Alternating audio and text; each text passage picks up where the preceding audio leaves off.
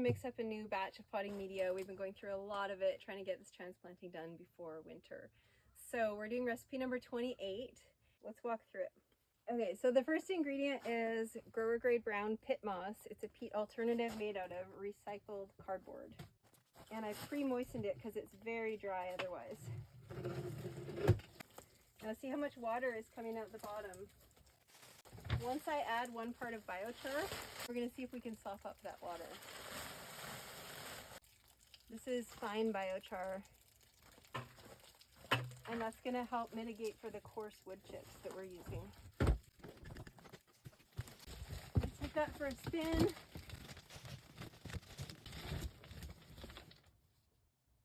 And the water is not pouring out anymore because the biochar is going to capture it.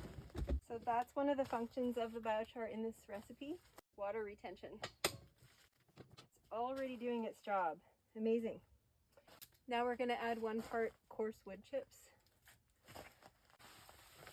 Next we're going to add 1 part of BCS livestock compost, and this is sheep manure and straw that's been really well aged over 2 years.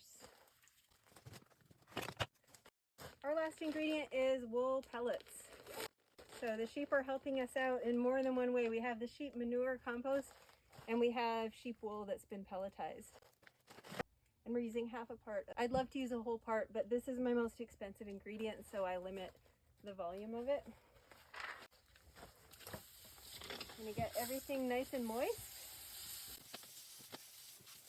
And once I get to this stage where things are pretty moist, I can take my mask off. But when those ingredients are dry, it's really important to protect your lungs because there's a lot of particles that you could be breathing in, which is not good for your lungs.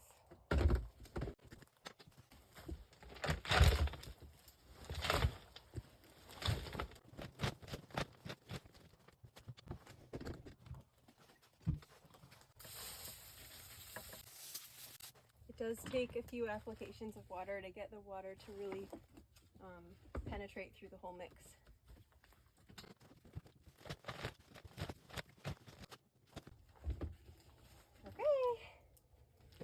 I think it's done. This is a pretty chunky mix. I only use it for really large containers. My preference is to use fine wood, but I'm out of fine wood right now. So I'm using the coarse wood, and I have found that it does work fine in super large containers like 15 to 25 gallons. So I'm happy with this. I'm happy with the way it works. And the biochar is really adding a lot of water retention, which is what would otherwise be missing with such coarse wood. So I think they balance each other out pretty well.